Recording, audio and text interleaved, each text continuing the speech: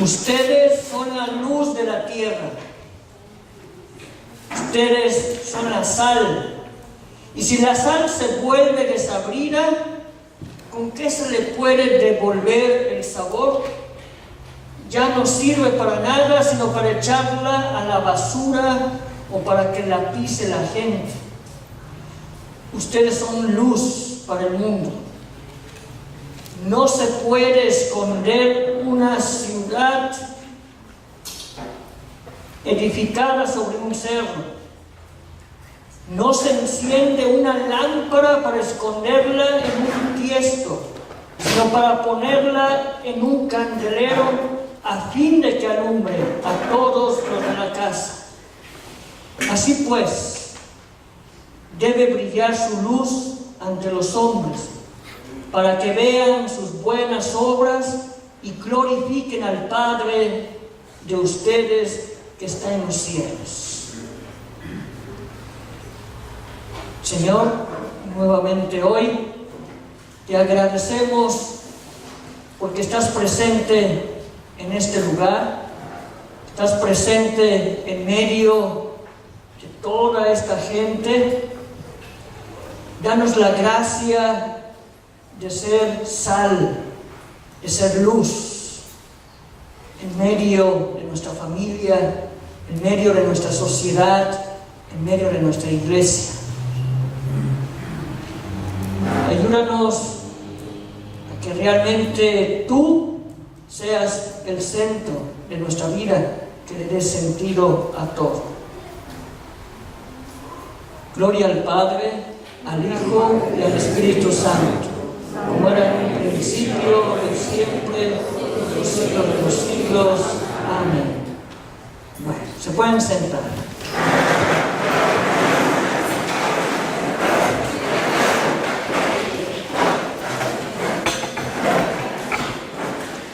Bien, pues hoy llegamos al último día, ¿sí? Y de antemano les doy las gracias, ¿sí?, por su presencia. Lo que yo me llevo de ustedes es este interés que ustedes mostraron, el interés por conocer todavía más. Y ojalá que estos momentos les ayuden a ustedes a formarse, les ayude a ustedes a motivarse cada vez más. El misterio de Jesús no se termina como ayer se dijo.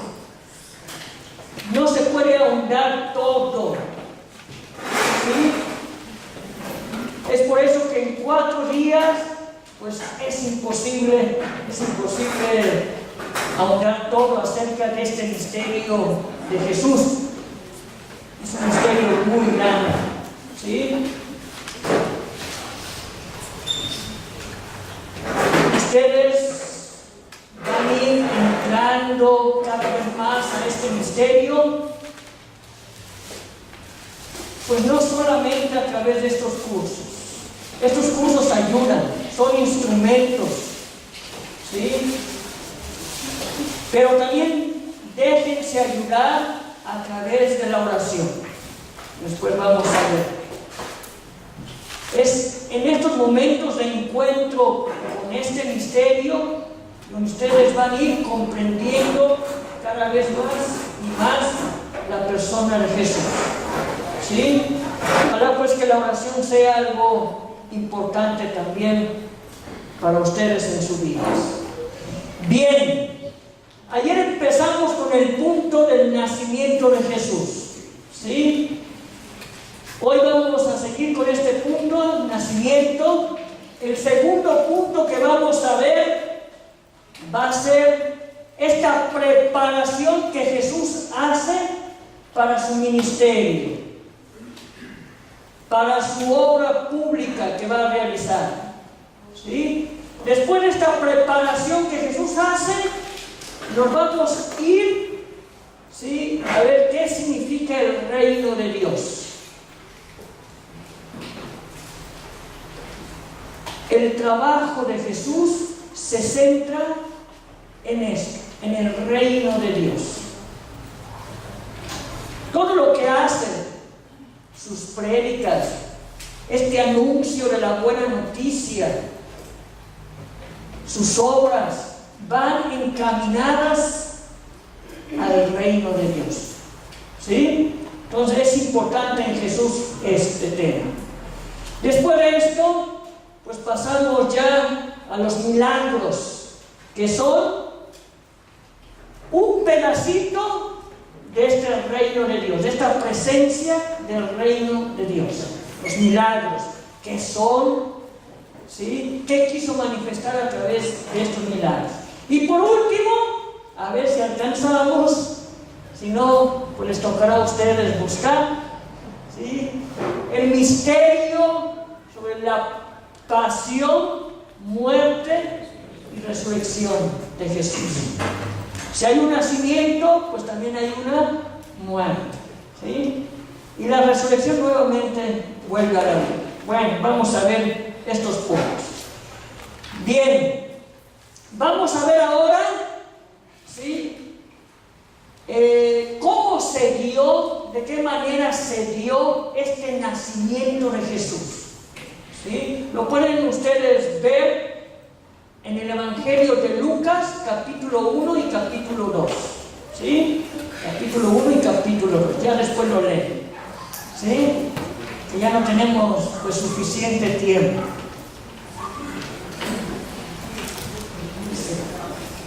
Bien.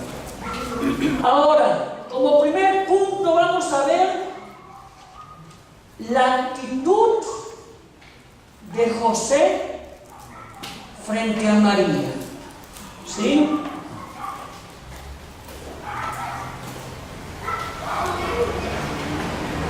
José se vio preocupado, ¿sí?, porque pues María le dijo que iba a tener un hijo.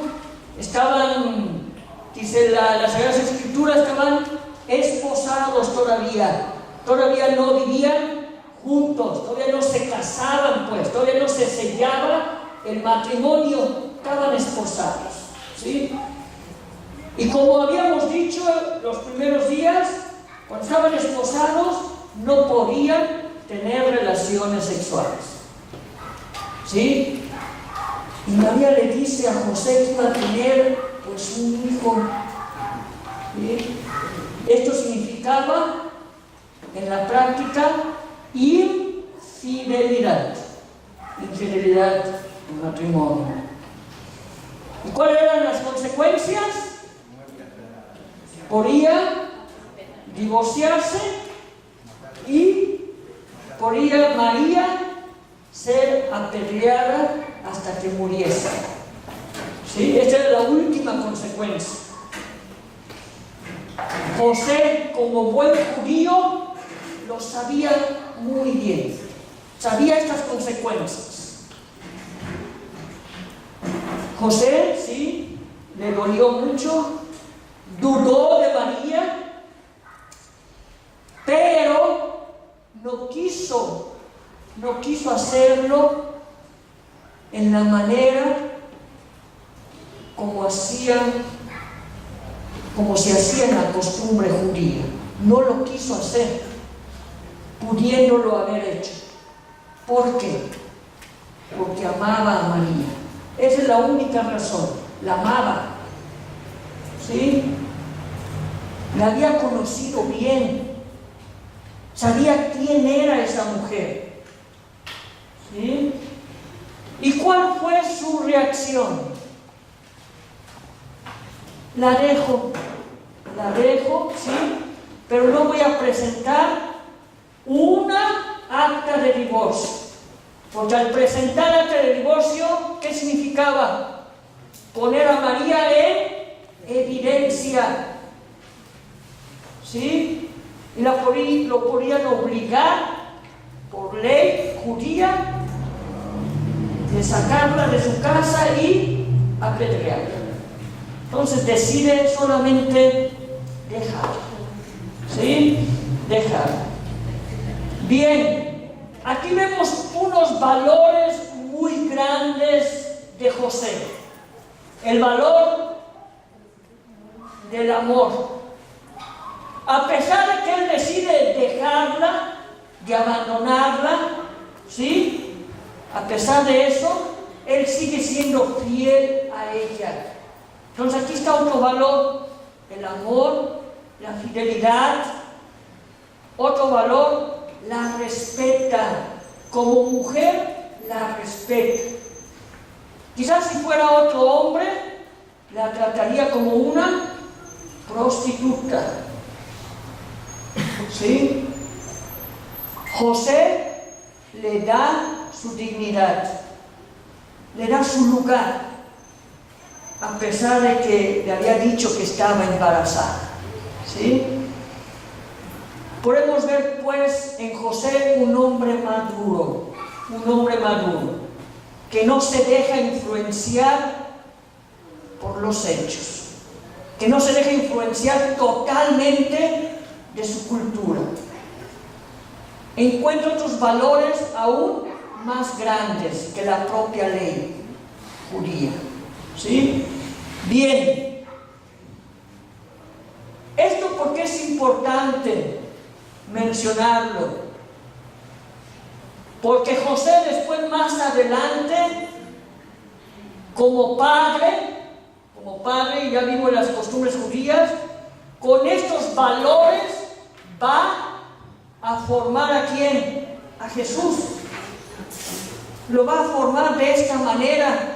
Dice las Sagradas Escrituras que José era un hombre justo,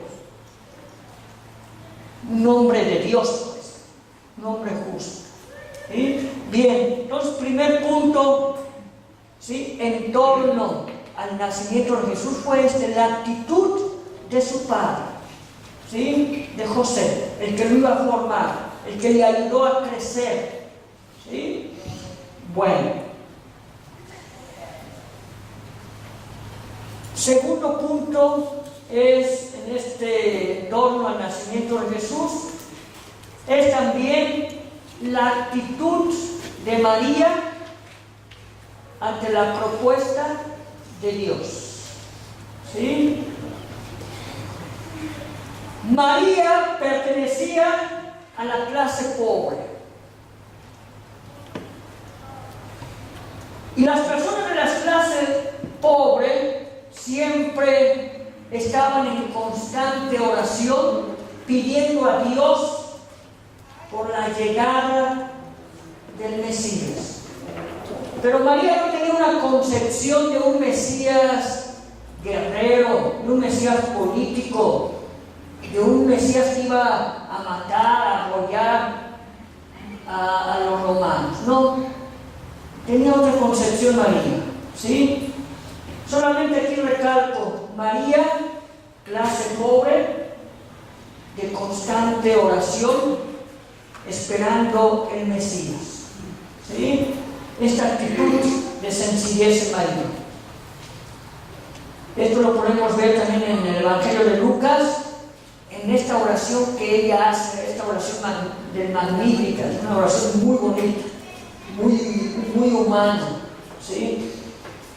Bien, y fíjense, Dios hace la opción también de buscar una mujer no de la realeza, no de una clase clerical, de una hija de sacerdote o la hija de un sumo sacerdote. No, Dios hace la opción, ¿sí?, de buscar a alguien de la clase pobre. Ahí está su opción. Ahí cambia la mentalidad, la lógica del ser humano. ¿Sí? Esto es importante mencionarlo. Bien. En esta misma actitud de María es importante también mencionar, recalcar esta apertura que ella tiene hacia esta propuesta de Dios, de ser la madre. Imagínense, la madre del Hijo de Dios. Y no sabría cómo fuese la reacción de María como judía, como mujer judía. ¿Sí? Y como dicen las Escrituras, no entendió, yo creo, que solamente el 1% de lo que Dios le estaba proponiendo a través del ángel. No entendía cómo Dios iba a encarnar, y más cómo Dios iba a venir a fecundarla. Humanamente esto no se puede, pues. Ella no entendió nada, y como judía menos, por lo que pues ella creía, ¿sí? Un Dios no se podía encarnar, un Dios no se podía hacer un humano como lo vimos ayer. No, era imposible. Pero acepta el plan, acepta la propuesta, aquí la apertura, ¿sí? No entiendo nada de lo que me estás ofreciendo, pero digo un sí, un sí. Y al mismo tiempo María asume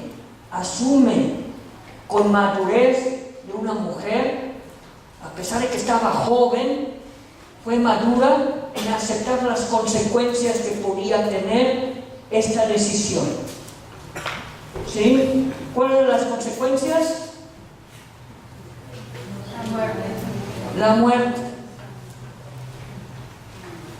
De que la trataran como una cualquiera, que la trataran también como una loca. ¿Cómo vas a pensar tú eso de que Dios te propuso esto? No. Asume con madurez esta propuesta de Dios. ¿Sí? Bien. Ahora vamos propiamente ya al lugar, una pregunta por acá. Bien.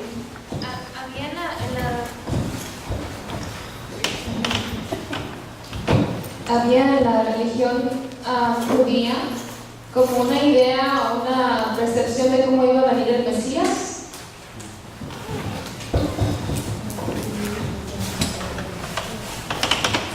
Sí, en ellos estaba ya la idea de que Dios, como ya lo había prometido, ¿sí?, desde siglos, ¿sí?, de mandar un Mesías, un liberador. Ya lo tenían bien metido en la mente. De cómo iba a suceder, quizás no mucho, pero yo creo que dependía, ¿sí? Dependía de dónde se encontraba esta persona. Como vimos las escuelas que habían, tenían sus propias ideas, ¿sí? Unos que pensaban que iba a venir como un guerrero, ¿sí? Otros no, otros quizás, pues sí, Dios iba a mandar a alguien como un profeta, haz de cuenta como un profeta, ¿sí? En esa línea. Quizás sí variaba cómo exactamente, no sabían exactamente, pero ya tenían ideas, como lo vimos ayer en el profeta Isaías, por ejemplo, que iba a venir una mujer, ¿sí? Una mujer virgen, etcétera, etcétera, etcétera. ¿De qué lugar iba a venir? Estaba escrito, ¿sí? Todo eso sí lo sabían como buen judío, ¿sí? Eso sí lo sabían. Pero ¿de qué manera lo iba a hacer? No creo. Pero ciertas cosas concretas ya lo sabían, ¿sí? Bien. Vamos a ver ahora el lugar, ¿sí? Dios rompe la lógica humana, la rompe, da una sorpresa, ¿sí? En primer lugar, este Mesías, Jesús, no nace en el lugar de sus padres. Vimos nosotros en los primeros días que un niño, ¿dónde nacía normalmente? ¿Dónde nacía? En su casa de sus padres. Jesús no tuvo un hogar, es decir, no nació en su propio hogar, no nació en la casa de sus padres. Tener una casa, ¿qué significa? Acogida, significa cariño, significa cercanía, significa que no me siento extraño, ¿sí o no? Eso es lo que significa estar en un hogar propio, ¿sí? Primero, no nace en Nazaret. Nazaret era el lugar de sus padres. No nace ahí. Esa es la primera sorpresa. Rompe con la tradición judía. ¿Sí? ¿En dónde nace? En Belén. ¿Sí? En Belén. Era un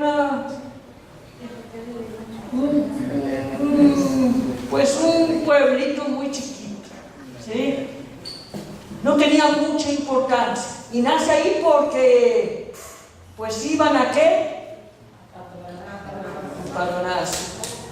¿Sí? A registrarse. ¿Sí? Nace ahí en Belén. Ya estaba escrito también en las profecías. Era una ciudad que no tenía ninguna importancia, ni política, ni quizás socialmente no tenía mucha influencia, pues. ¿Sí? Y además de nacer en este lugar, ¿sí? Nace, dice las Escrituras, en un establo, o otros dicen que nace en una cueva. ¿Sí? Una cueva que usaban los pastores. Por eso los animales. Entonces, el lugar ya significa mucho. Un establo. Nos podemos imaginar un establo ahí chiquito, todo casi cayéndose, yo creo. O la cueva, la línea de David, de este rey famoso. Pero decide otra cosa Dios. Él nace en una clase pobre. Jesús nace pobre, sin nada. ¿Sí? Bueno.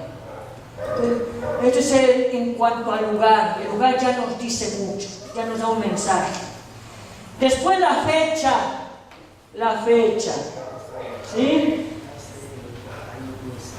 Jesús nace ¿en qué mes? En el mes judío de Nisan, ¿sí? Que es la primavera, allá por el mes de abril, ¿sí? ¿Y esto cómo lo podemos saber? También a través de los relatos del Evangelio, ¿sí? Dicen que había pastores, ¿sí o no? Pastores, cuando les dan este mensaje a los pastores, estaban durmiendo a la intemperie. Esto quiere decir que no hacía frío. Entonces era el tiempo de la primavera, Nisan. ¿Sí? ¿Qué se celebra entonces? Y ahí la pregunta, ya me habían hecho ayer, ¿por qué nosotros como cristianos, al menos la Iglesia Católica, también la Iglesia Católica al menos, celebramos en la Navidad, o sea, en el invierno, en diciembre?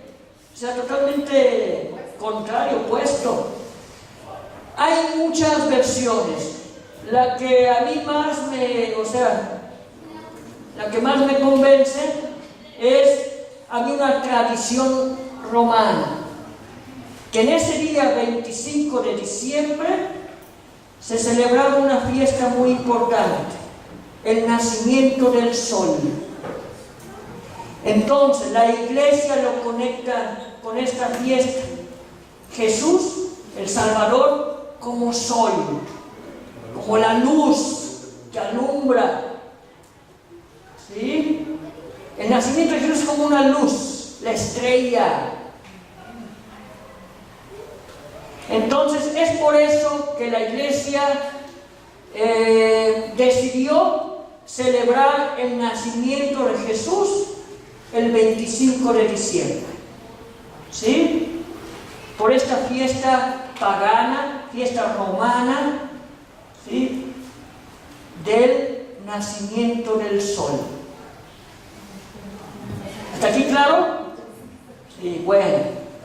Esto es lo que a mí, esta versión es la que me gusta más, pero la que más, un poquito más me convence. ¿Sí? Pero hay varias versiones del porqué. ¿Sí? Lo principal que tenemos a un rey. Bueno, nace pues en el mes de Nisan, en el mes de la primavera, que también tiene mucha simbología. El comienzo, ¿sí? Es el comienzo de una nueva etapa, pues. Nace pues en los años 7 o 6 antes de Cristo, pero en la era de Cristo. Bien. Esto en cuanto a la fecha. Ahora, vamos a ver otros hechos importantes. ¿Sí? A María, ¿quién le dijo, quién la visitó para dar esta noticia de nacimiento? Un ángel. A los pastores, ¿quién les anuncia acerca del nacimiento del lugar? ¿Quién? Una estrella, ¿no? La estrella no le anunció.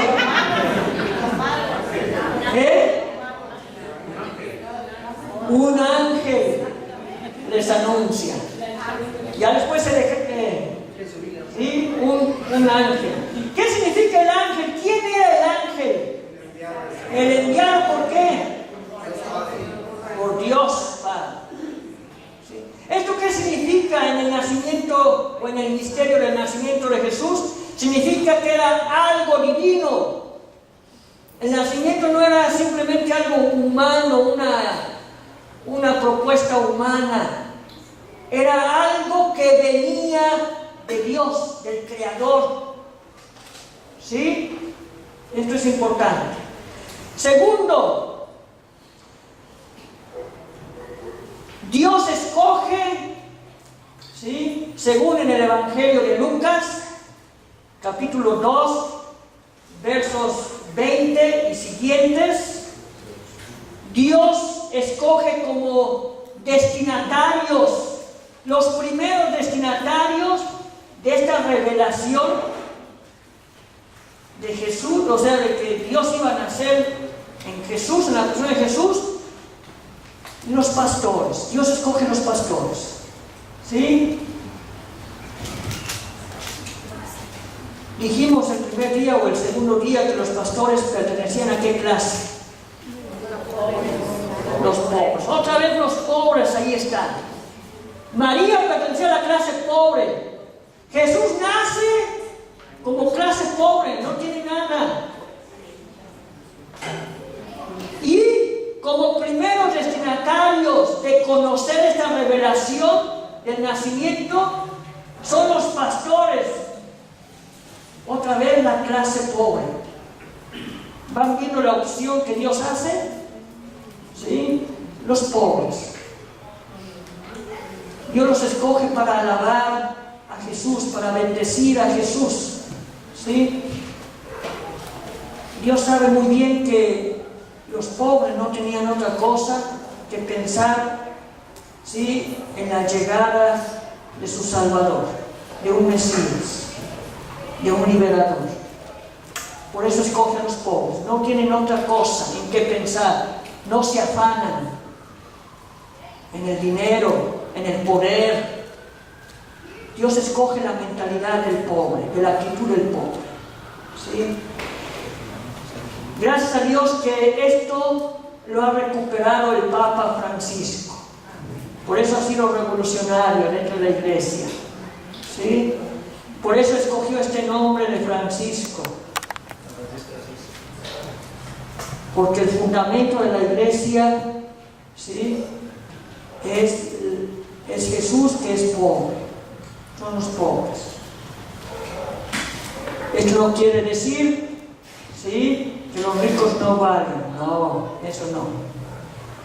Pero Dios escoge la lógica del pobre.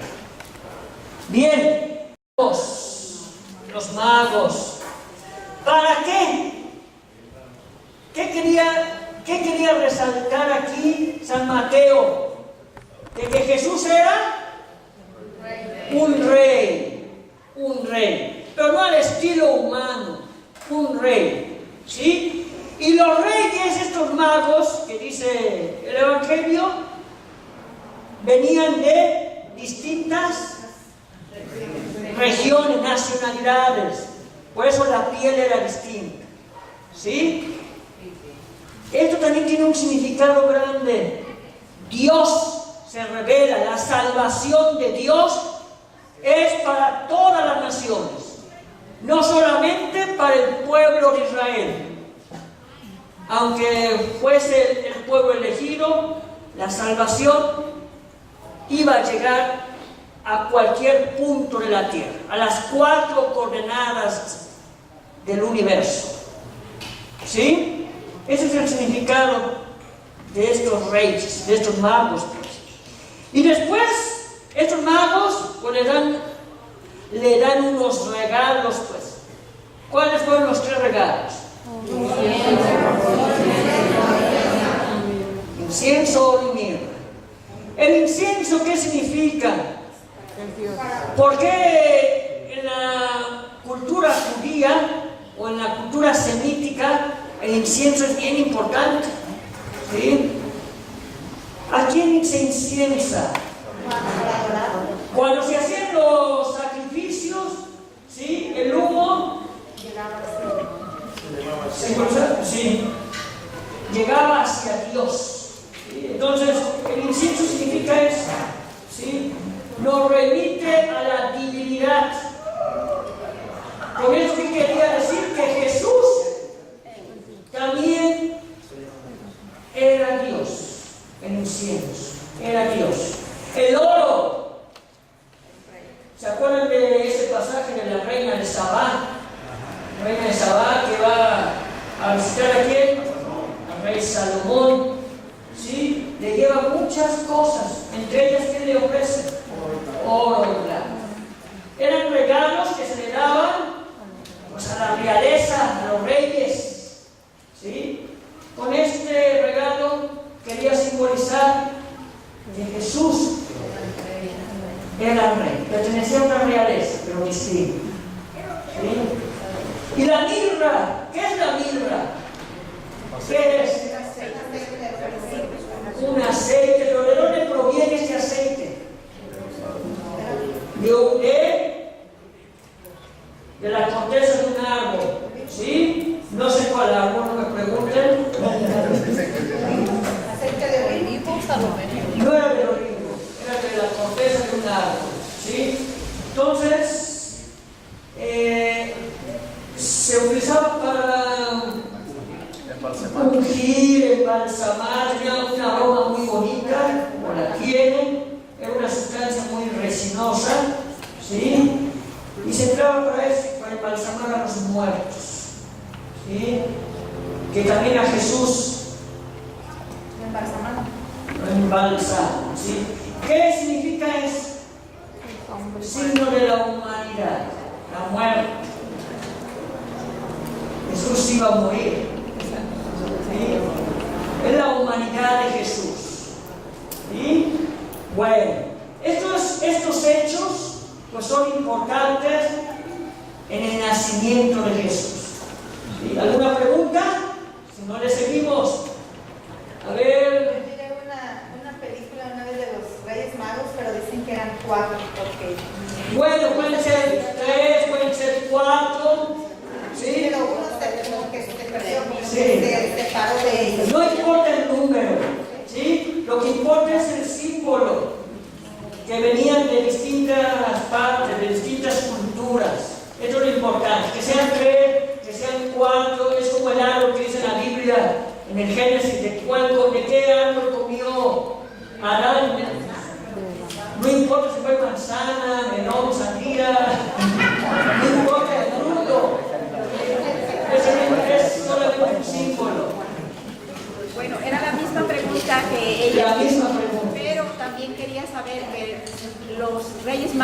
son santos? No, es la tradición solamente que le dio la iglesia, pero no es que No son santos. fuesen santos, eran, pues a lo mejor eran personas de Dios, podemos decirlo así, ¿sí? Quizás fueron santos, quizás, pues, ¿sí? Buenas personas, eran astrólogos, sabían de la astrología, por eso sabían muy bien guiarse de las estrellas. Y aquí la estrella, en este pasaje de Mateo, ¿quién es la estrella? Jesús mismo, Jesús que guía. La estrella, que después los judíos la toman como la estrella de la vida. ¿Los qué? Pero bueno, Los judíos. escúchense. Bueno, le seguimos. ¿Sí? Entonces, esto es en cuanto al misterio del nacimiento de Jesús, en grandes rasgos. ¿Sí? Pasamos a otro punto. Después del nacimiento, ¿sí? Las Sagradas Escrituras hablan muy poco de Jesús, de la niñez de Jesús habla muy poco. Solamente hay un relato de la adolescencia de Jesús a los 12 años, cuando fue al templo, se pierde, ¿sí? Pero esto ya nos dice también mucho. Lo importante aquí es lo que decía, Jesús iba creciendo en sabiduría, en gracia y físicamente también. Y aquí podemos aumentar que Jesús, en esta etapa de la niñez, hacia los 30 años, antes de que Jesús aparezca públicamente, pues ahí va haciendo el proceso, ¿sí? Jesús va haciendo el proceso, lo que dijimos ayer, de ir descubriendo poco a poco que Él era Hijo de Dios, que Él era el Mesías, que Él era el enviado, ¿sí? En esos años fue descubriendo, poco a poco, ¿sí? Bien, entonces, nos vamos a un punto importante, que es su preparación. Jesús se prepara para salir al público. Jesús se prepara para su ministerio, para lo que Dios, su Padre, le había pedido. En esos años, ¿sí?, de la adolescencia hasta la adultez, Jesús va descubriendo cuál es su tarea, cuál es su rol, ¿sí? Y Jesús se prepara, ¿sí? Primero, pues Jesús, si seguimos con la cronología, primero es el bautismo. Jesús se hace bautizar, ¿sí? ¿Cuál era el bautismo que existía en sus tiempos? El bautismo que Juan practicaba. ¿Y cómo era? ¿En qué consistía ese bautismo? ¿En qué consistía? Lo llevaban a un río, al río Jordán, lo sumergían. ¿Y qué simbolizaba eso? Pero antes de sumergirse, ¿sí?, ¿quiénes eran los que iban? Los que querían convertirse ¿a qué? No, todavía no había cristianismo ahí. Eran judíos.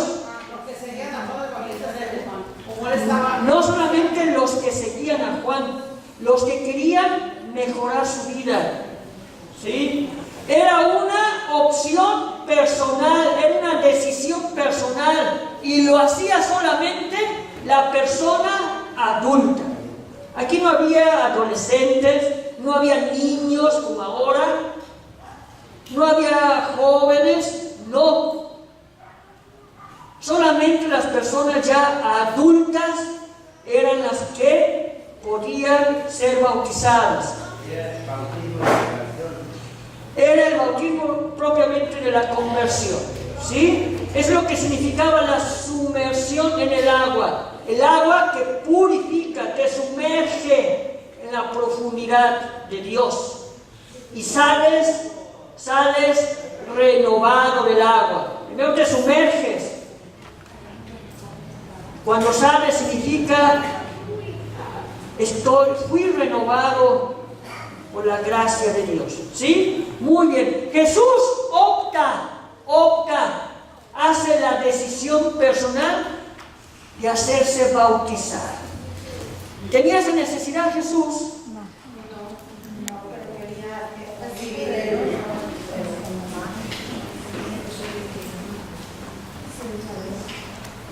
Jesús no tenía esa necesidad, ¿sí? Pero como buen judío, y también era ese sentido, tomo los pecados también de la humanidad, los tomo, ¿sí? Dice las Escrituras que fue hombre, pero menos en el pecado, ¿sí? Menos en el pecado. Fue tentado, sí, pero no cayó, ¿sí? Entonces toma esos pecados, se hace bautizar, se hace renovar, es un nuevo comienzo en su vida lo que iba a ser, algo importante, ¿sí? A través del bautismo también, ¿sí? Al salir renovado significaba pertenezco a Dios, me consagro a Dios, ¿sí? A través del bautismo. Ese es el sentido, ¿sí?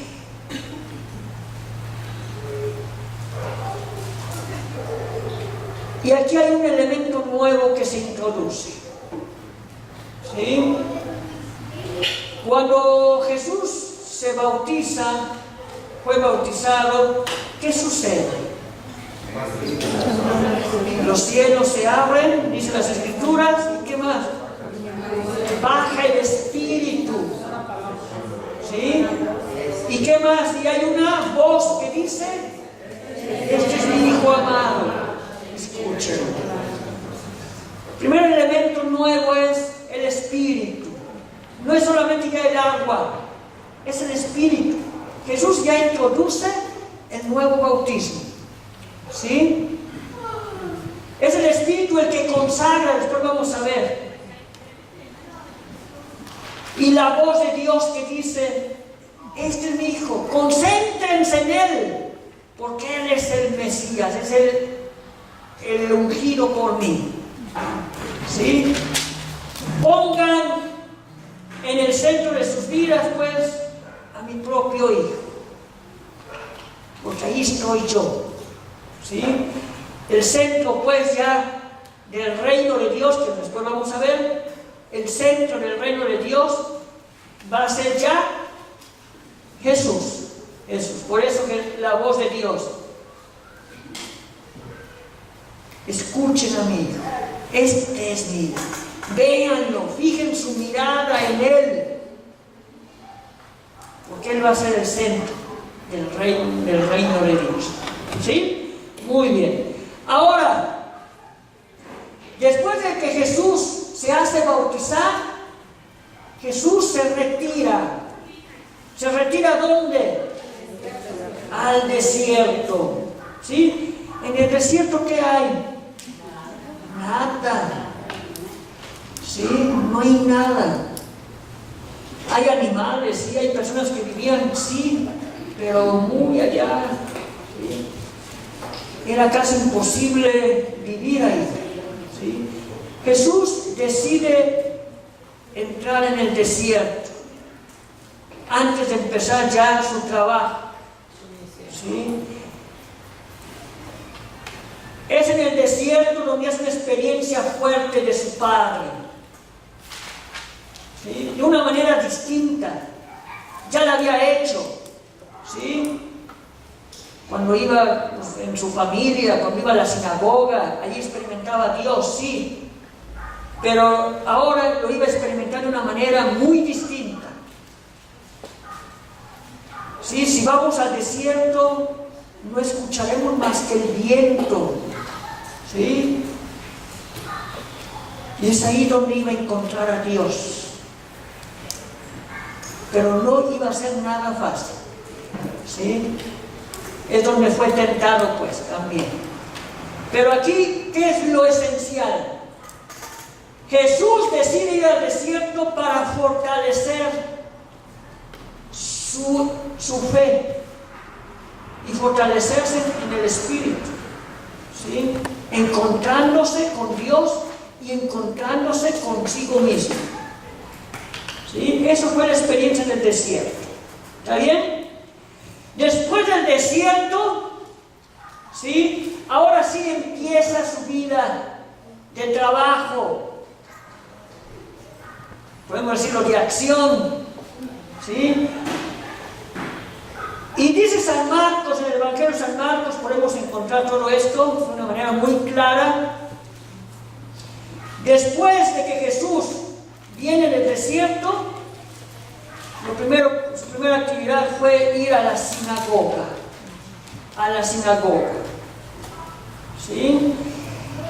Y en esa sinagoga, ¿qué pasa? Él pide, ¿sí?, que le traigan estos rollos, estos pergaminos, para leer ¿qué pasaje? De Isaías. ¿Sí? En donde dice: el Espíritu de Dios está sobre mí para anunciar, o también dice, es el Espíritu que me ha ungido para anunciar a los pobres la buena nueva. ¿Cuál capítulo es de Isaías?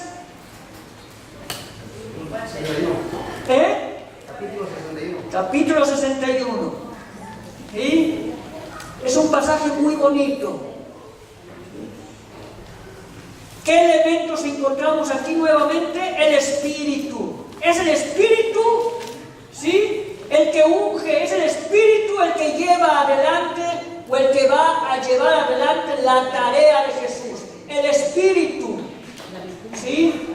Es el Espíritu el que guía, es el Espíritu el que fortalece. Es el Espíritu el que nos consagra y el que consagró a Jesús, ¿sí? Bien. Y es aquí, en este pasaje, donde va a explicar cuál va a ser su tarea, ¿sí? Anunciar una buena noticia. ¿Qué significa anunciar una buena noticia? Una noticia que dé esperanza.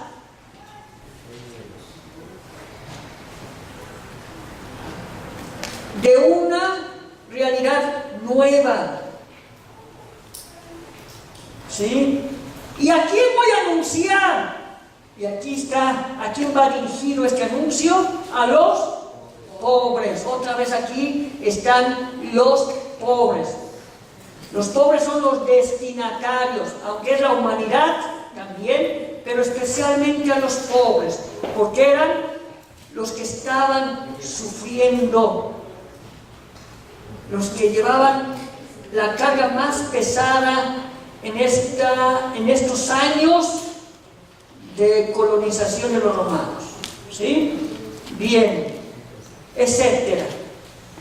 Entonces, el elemento importante es el Espíritu, el que unge, el que consagra, y los destinatarios de esta buena noticia, ¿sí? Y después vamos a ver quiénes eran estos pobres, ¿sí?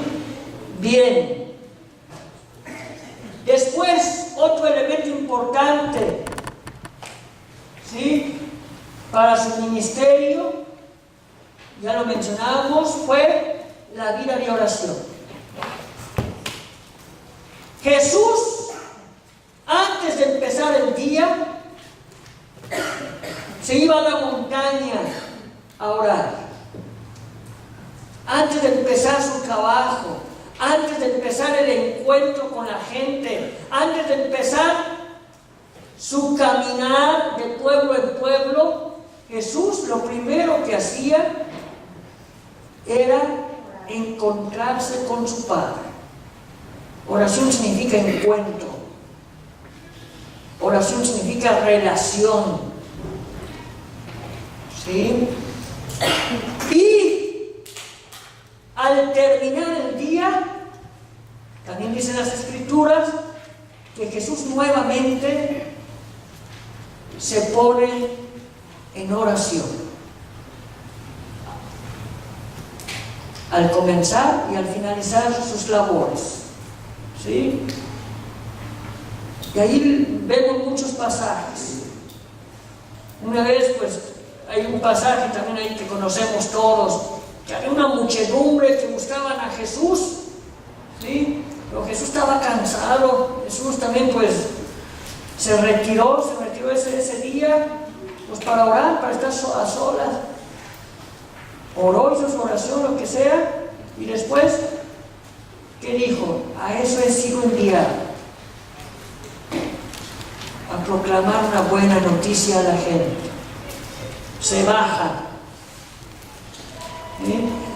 La oración, pues, daba sentido a su trabajo, y el trabajo también daba sentido a su oración. Ténganlo en cuenta ustedes, ¿sí? Como parroquianos,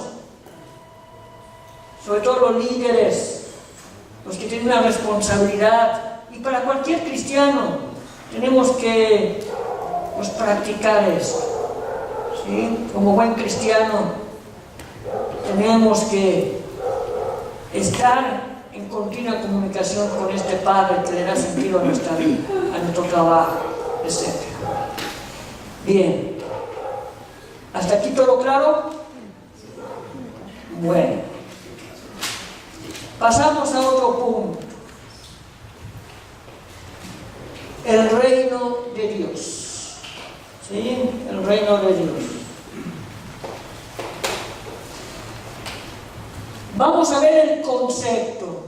Cuando ustedes escuchan, ¿sí?, el reino de Dios, ¿qué se les viene a la mente? La Nueva Jerusalén. ¿Eh? La Nueva Jerusalén. ¿Qué va a ser la Nueva Jerusalén?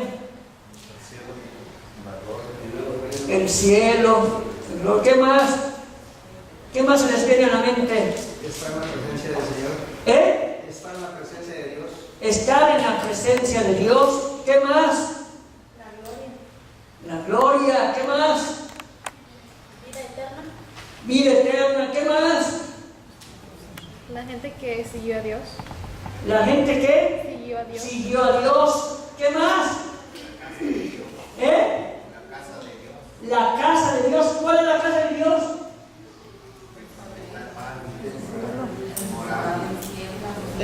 Bueno, Que todos vamos a pensar a Dios. bueno, muy bien. ¿Sí? Algo que tenemos que tener claro es: el reino de Dios no es un lugar. No es un lugar físico. Ni es el cielo, ni es la tierra. Ese no es el reino de Dios. No es un reino como lo pensamos, un palacio o algo. ¿Sí? No es un lugar físico. ¿Sí? Es lo primero que debemos saber. Segundo, el centro del reino de Dios, dijimos que era Jesús. Es el centro. Por eso, cuando siempre estaba con la gente, predicaba, curaba, decía: el reino de Dios ya está entre ustedes. Primero decía: el reino de Dios ya está cerca. Pues ¿dónde quieren? ¿Sí? Cuando curaba y hacía estas cosas, decía: el reino de Dios ya está entre ustedes. Es decir, Cristo, la presencia de Jesús.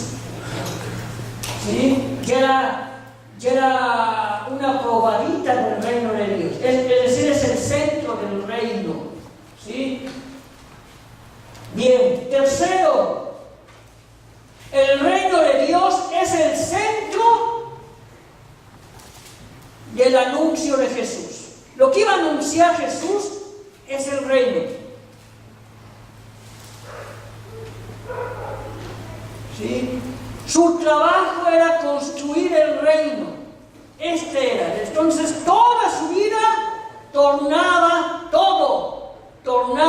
en el reino de Dios. ¿Sí? El reino de Dios no es es la Iglesia Católica y todo. No. El reino de Dios es mucho más que eso. ¿Sí? Bien. Otra cosa importante, y lo podemos ver en Mateo 5, capítulo 5. Mateo 5, y el versos del 1 y siguientes, que es el sermón, el famoso sermón de la montaña. ¿Sí? Jesús vio a mucha gente, así como ahorita, y que la veía con ganas de escucharlo. Tenía sed de escuchar a Jesús. ¿Por qué? La gente veía en Jesús una persona distinta a los fariseos, distinta al sumo sacerdote, distinta a los maestros de la ley. ¿Sí?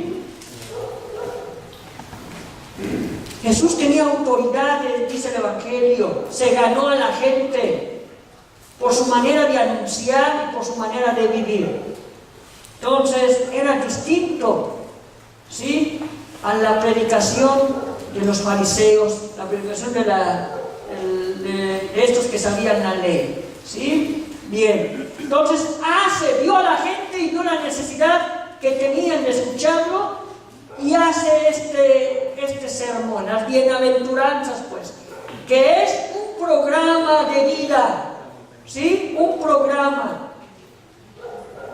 ¿Sí? De lo que iba a realizar Jesús. ¿Sí?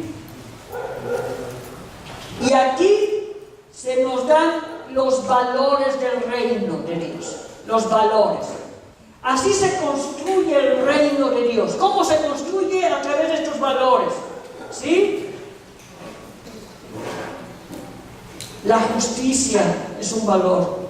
Y lo dice Jesús en estas bienaventuranzas. Dichosos aquellos, bienaventurados son aquellos que trabajan, ¿sí?, por la paz, por el bien. ¿Sí? Cuando hay justicia hay paz, etc. Los pobres como destinatarios, benditos sean los pobres de espíritu, o sea, los que tienen esta actitud de pobres, etc. Ahí nos mencionan todos los valores para construir el reino. Y esa es la misión de la iglesia, esa es la misión de cada uno de nosotros, de construir este reino de Dios que Jesús comenzó. ¿Sí?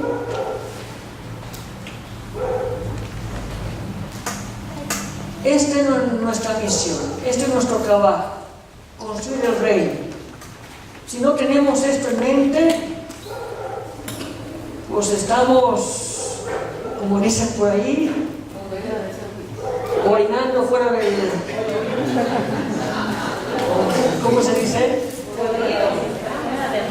Estamos jodidos, dice la señora. Estamos orinando fuera, pues, fuera de la taza. ¿Sí? Es decir, no estamos haciendo lo que nos corresponde. Toda nuestra fe debe estar dirigida hacia esto, hacia el reino. ¿Sí? Bueno, entonces es importante, pues, nuevamente releer esto y ver lo que Dios me está pidiendo. ¿Sí?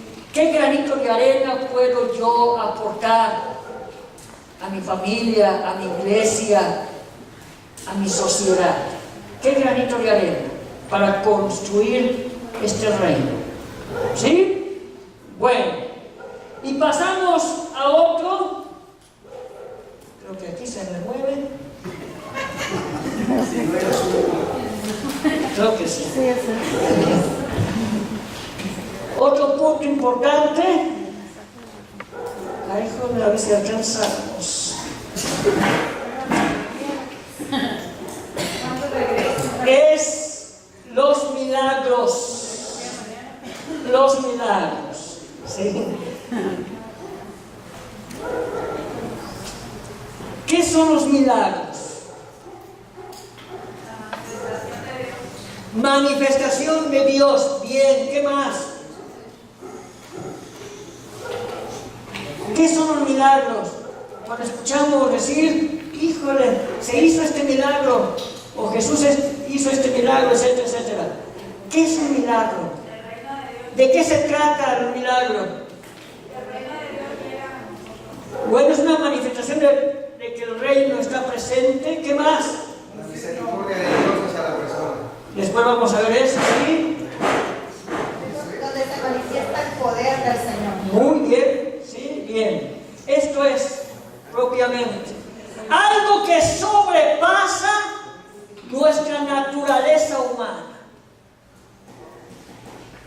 Es algo que milagro significa maravillarse, maravillarse. Cuando nos maravillamos nos quedamos siempre con la boca abierta. Híjole,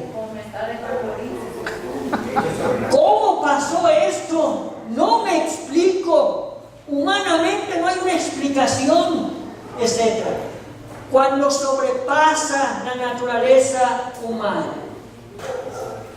Y es donde se manifiesta ahí el poder de Dios. ¿Sí? Bien, esto es el milagro.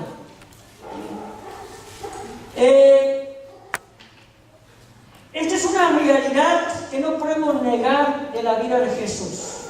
Los milagros. Esto realizó constantemente. No siempre y no en donde quiera.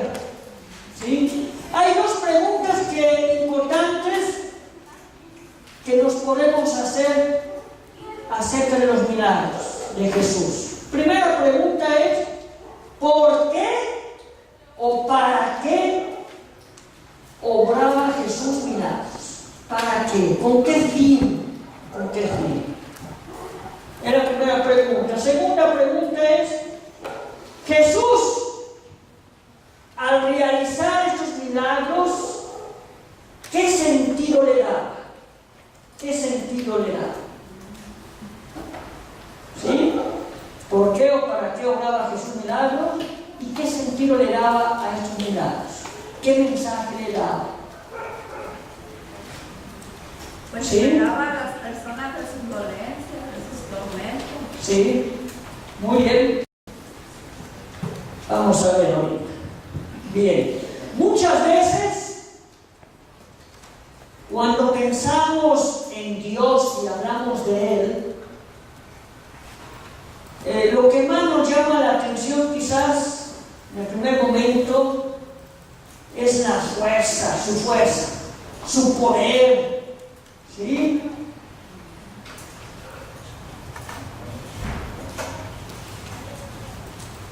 Que Dios es el Todopoderoso.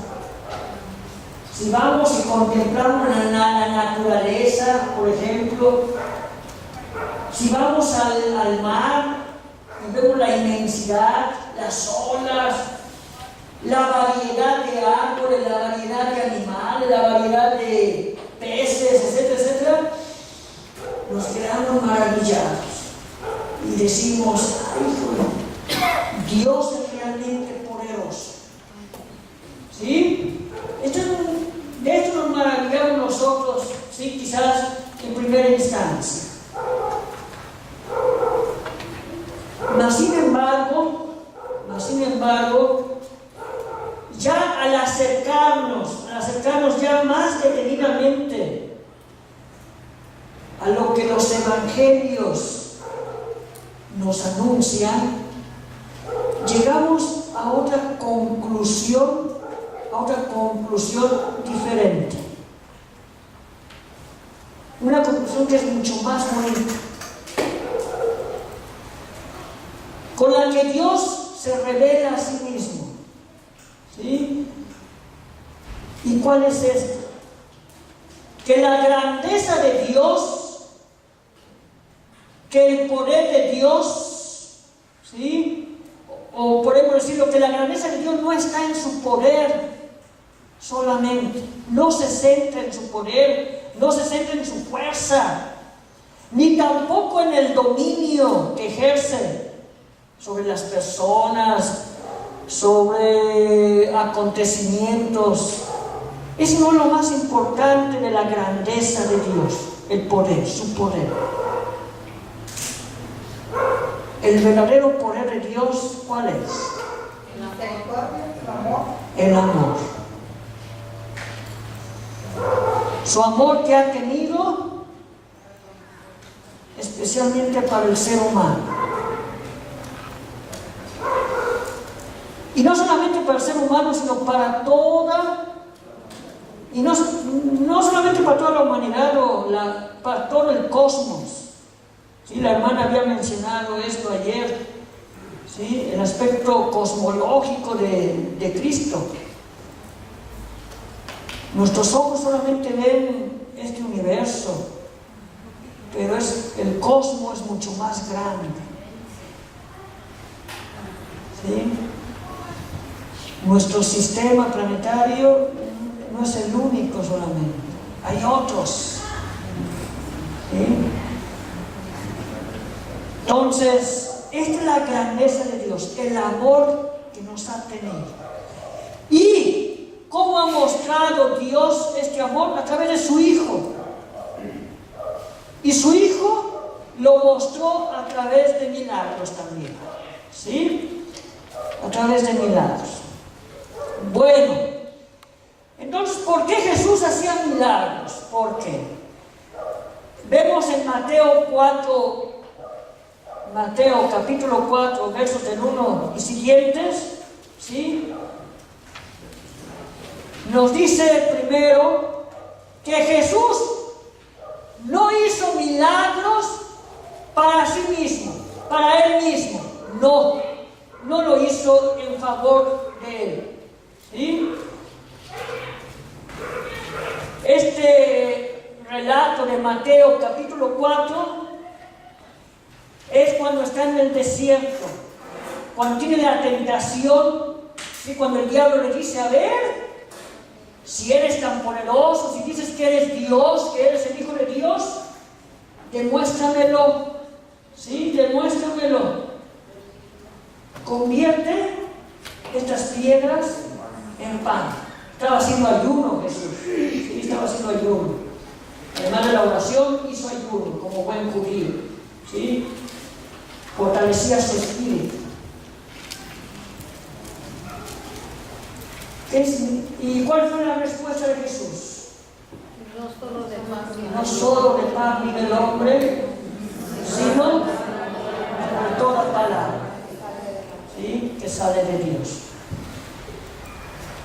Jesús pudiera haber hecho este milagro para demostrar él mismo quién era, pero no lo hizo. Entonces Jesús, eso lo debe tener claro como primero, no hizo milagros en favor de sí mismo. ¿Sí? Segundo,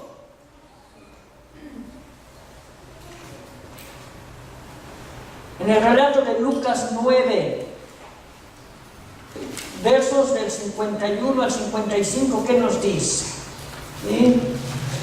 Que Jesús no hizo milagros para castigar a alguien, a una persona o a un pueblo a causa de sus pecados, a causa de sus malas acciones. No lo hizo por castigar, no hizo ningún milagro para castigar. ¿Sí? Este relato de Lucas, ¿qué dice? Jesús pasa por Samaria, y Samaria, los samaritanos ven que eran enemigos de los judíos, no se podían ver. ¿Sí? Y algunos de sus discípulos le dicen a Jesús, pues ahora, por tratarnos de esa manera, los samaritanos, demuéstrale quién eres y hazles caer fuego, que los destruya. Estaban enojados los discípulos, ¿sí? Por la manera en cómo los trataron. Jesús no hace eso. No es su finalidad de hacer milagros para destruir, para condenar, para castigar. No. ¿Sí? Tercero,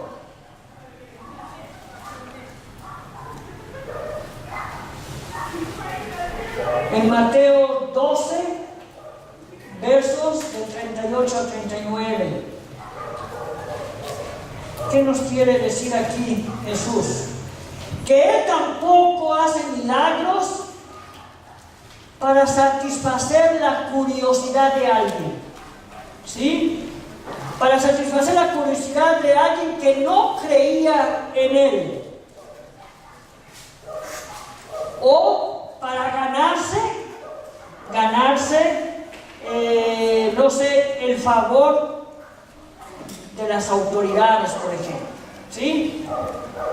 En este relato de Mateo, ¿qué nos dice? Los doctores de la ley, los fariseos, le piden una señal a Jesús. Dice, haznos señales. Y así podemos creer en ti. Y Jesús, ¿qué les dice? A esta generación malvada y perversa, no les daré ninguna señal más que la señal de Jonás. ¿Y cuál es la señal de Jonás? De que iba a resucitar en el tercer día. O la predicación también. No le daré ninguna señal a esta generación. Pide señales para creer. ¿Qué más señales lo que estoy haciendo, lo que estoy realizando? ¿Qué más señal quieren? ¿Sí? No les da ninguna señal. No se deja ganar por esta curiosidad. Y también lo podemos ver en Lucas 23, versos del 8 al 9. ¿Sí? Cuando está enfrente de Herodes, cuando estaba siendo juzgado, ¿qué le pide Herodes a Jesús? ¿Sí? ¿Qué le pide? Que convierta el agua en vino. ¿Cuál fue la respuesta de Jesús? Nada, se queda callado, mudo. Decirle, no te daré ninguno, no es el momento. Tuviste el tiempo para creer. No lo hago solamente para hacerte el favor. Si hubiera hecho este milagro, quizás Herodes hubiera abogado para que no lo crucificara, porque tenía el poder. Mas sin embargo Jesús no lo hace. ¿Sí? No es la finalidad de hacer milagros. ¿Sí? Bien. Entonces, ¿por qué hace Jesús milagros? Jesús obra estos milagros en favor de las personas más débiles. Esa fue su intención. Ayudarlos en sus necesidades más urgentes que tenían. ¿Cuáles eran estas personas débiles? Las personas enfermas, un ciego, un leproso, un paralítico, una mujer que estaba con hemorragias de sangre por muchos años. Hemorroísa. ¿Sí? Estos eran las personas débiles, pobres. Jesús hace los milagros para manifestar esta cercanía con ellos, para manifestarles el amor que les tenía. ¿Sí? No solamente para manifestarles su poder, que tenía el poder de curar, no solamente eso. ¿Sí? Para mostrarles pues este amor. Entonces Jesús pues se acercaba a estas personas de manera profunda.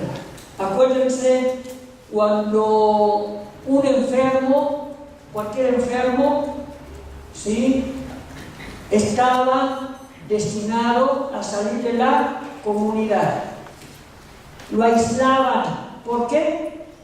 Porque la enfermedad que tenía era causa del castigo de Dios por haber hecho algo mal, ya sea él o ya sea su familia, sus familiares. ¿Sí? Era el castigo de Dios. Jesús y no podían ser tocados. Un leproso, por ejemplo. ¿Por qué? Porque quedaban impuros, como ellos. Eran personas impuras por la ley. Jesús, en en vez se acerca cuando lo llaman los leprosos. La mujer esta que tenía las hemorragias lo toca, se deja tocar. Por la mujer pecadora, María, se deja besar, ¿sí? Deja besar sus pies, se deja tocar, pues, Jesús. No le importa lo que la ley diga, se acerca. Y nuevamente le da a la persona su dignidad. Lo alienta, le da esperanza, lo revive. ¿Sí? ¿Cuáles fueron las palabras de Jesús al paralítico? Levántate. Y anda, levanta, lo levantaba pues, de su enfermedad, de su realidad pues que tenía. ¿Sí? Jesús pues era una persona que manifestaba la misericordia de Dios. Jesús se dejaba conmover. ¿Qué significa conmoverse? Decir, ay, pobrecito. ¿Eso significa conmoverse? No. ¿Qué significa conmoverse? Compasión, piedad para Piedad, ¿qué más? Misericordia, ¿qué más? detectaba su corazón, su amor de Se dejaba tocar su corazón. El sufrimiento, ¿sí? Provocaba en él también, el sufrimiento de la gente provocaba en Jesús también un sufrimiento. ¿Sí? Y eso hacía que Jesús le devolviera pues a esa persona, le devolviera su fe nuevamente, su esperanza, su serenidad. ¿Sí? Bien. Ahora, ¿qué sentido daba Jesús a los milagros? Nos lo dice San Juan, el Evangelio de San Juan. San Juan no tiene esta palabra de milagros. Los demás evangelios sí. No menciona esta palabra San Juan. San Juan, ¿qué menciona? ¿Qué son? Obras, no. ¿Qué son los milagros para San Juan? Son signos, son señales. ¿Sí? Un signo nos muestra una realidad. Por ejemplo, si vas por la calle y ves la flechita que va a la derecha, ¿qué quiere decir? Que nos tenemos que dirigir, que debemos dar vuelta a la derecha. ¿Sí? Ya los signos nos muestran una realidad, nos están dando un mensaje. El milagro también. Jesús con los milagros nos quiere decir algo. ¿Sí? Nos quiere decir algo. ¿Sí? Entonces, los milagros de Jesús son signos, son señales. Jesús nos quiere entender algo, nos quiere dar a entender cuál era su misión a través de los milagros. ¿Sí? Por ejemplo, lo podemos ver en el Mateo capítulo 11 del 2 al 6, versos del 2 al 6.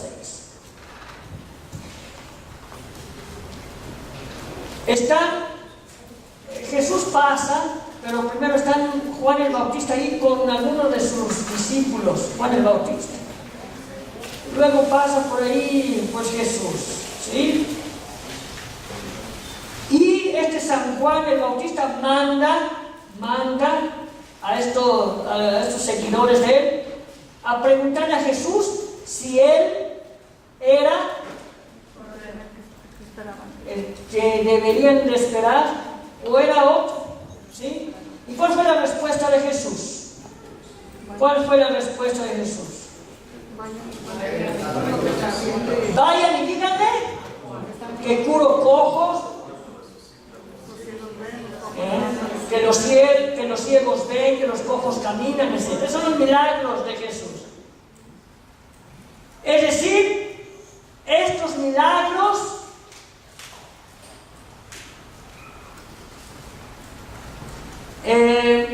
manifestaban que Jesús realmente era el esperado, que Jesús era el Mesías. Eso revelaban los milagros, ¿sí? Con este relato de Mateo. Bien.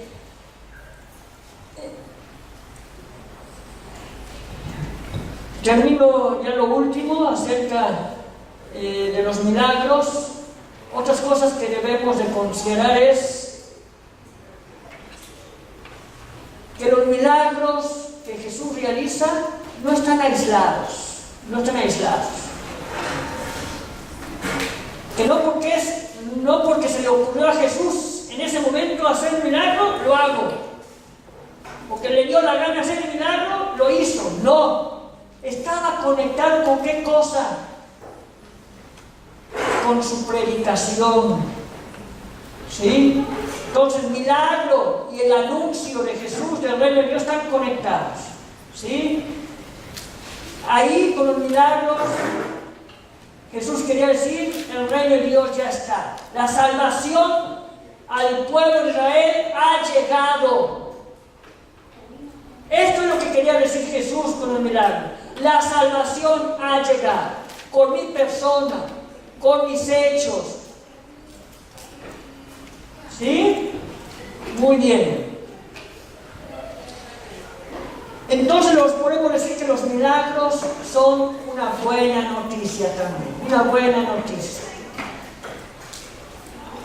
A través de los milagros Jesús quería decirle a la persona, hay una salvación integral.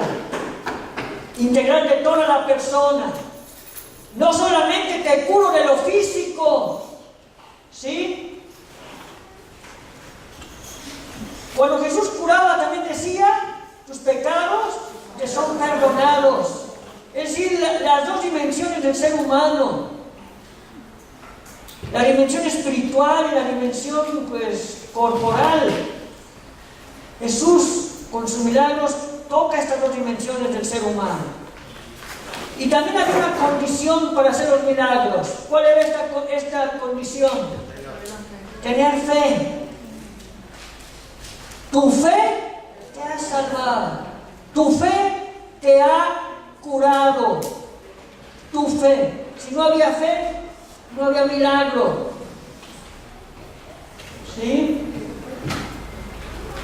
Bueno. Entonces el milagro exige fe. Ya son las 9 y no acabamos.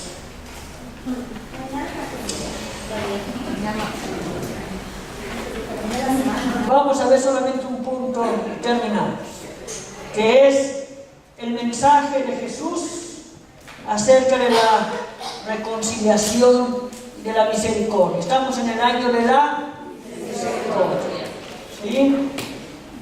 Aquí Jesús, con este mensaje que da, cambia la lógica humana también, cambia la lógica de la ley, no se apega a la ley. Primero, decíamos que el sábado era central en la ley judía, ¿sí? Se debería de respetar el sábado, no se debería de hacer nada. Mas Jesús, ¿qué hace el sábado? Cura a la gente. Y tiene su frase famosa, el sábado se hizo para el hombre, no el hombre para el sábado. Es decir, arriba de la ley está la persona humana. Es más importante salvar a una persona, hacer el bien a una persona, que mantener la ley. Aunque rompamos la ley, no importa si estamos haciendo el bien a los demás. ¿Sí? No importa que rompamos algo. ¿Sí? Segundo, Jesús recobra la dignidad de la mujer. Dijimos que la mujer estaba en segundo plano dentro de la mentalidad judía, no valía nada, pues. ¿Sí? ¿Y cómo la recobra? Cuando se le presenta la adúltera. ¿Sí?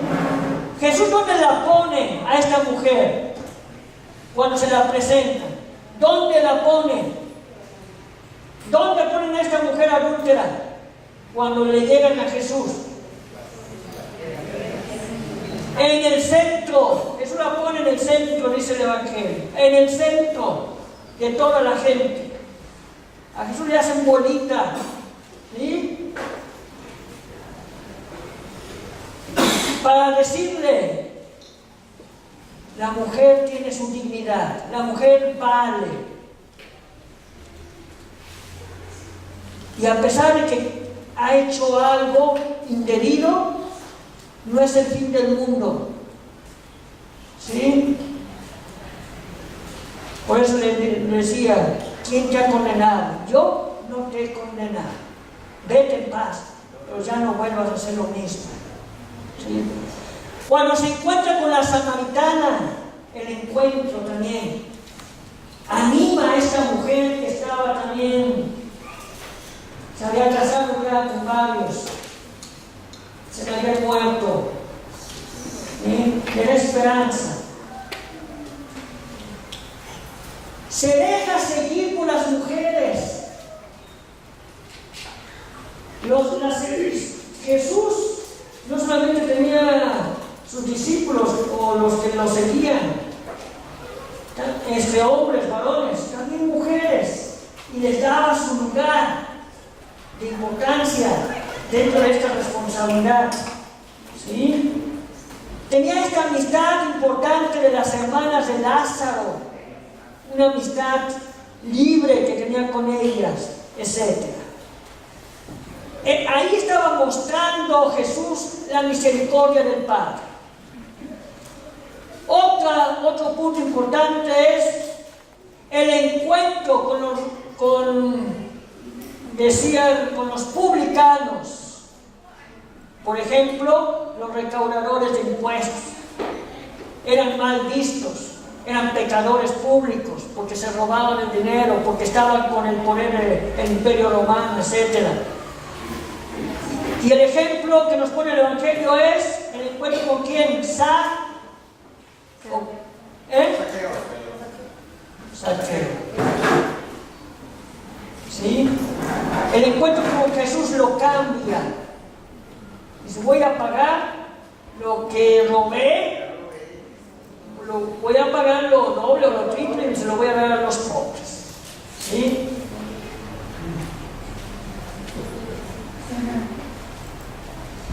La parábola de la oveja perdida.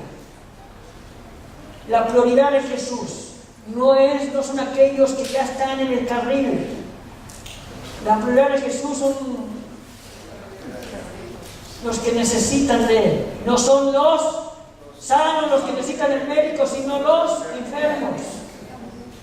¿Sí? Aquí está mostrando Jesús también la misericordia del Padre. Y por último, termino ya aquí. Jesús renueva el mandamiento del amor. Primero, ¿qué se decía en este mandamiento? ¿Cuáles eran los dos mandamientos importantes de la ley? ¿Cómo lo resumía Jesús? Ama a Dios y a tu prójimo como a ti mismo. Tiene estas tres dimensiones. Para amar a alguien te debes llamar a ti mismo. ¿Sí? Si te odias, si no te aceptas como eres, es difícil aceptar a los demás y no los vas a amar. Y esto significa, si amo a los demás, amo también a Dios. Decía, soy un mentiroso. Entonces, el mandamiento de Jesús se resume en esto. Y le da después, aumenta otra cosita. Normalmente como ser humano, ¿a quién amamos? ¿A quién amamos? A nuestros familiares, a mis amigos, a los que me caen bien, a las personas cercanas a mí. Normalmente es la lógica humana, ¿sí? Al que me cae mal, de lejecitos. A veces ni nos queremos ver, ¿sí? Si no se presenta mejor o le sacamos la vuelta, ¿sí? Jesús, ¿qué dice? Ama a tu enemigo. Ama a tu enemigo. Es otra lógica que Jesús tiene. Jesús muestra también aquí, o está dando este mensaje de la misericordia de su Padre. Lo aprende de él. Bueno, nos faltó solamente el misterio de la pasión, muerte y resurrección. Ya ustedes investigan. Allá está el Padre Pimentel. ¿Sí? Pues aquí terminamos. Si hay alguna pregunta, y si no, pues muchas gracias. Como les dije al principio, ¿sí? A ver, antes de agradecer la pregunta. El reino de Dios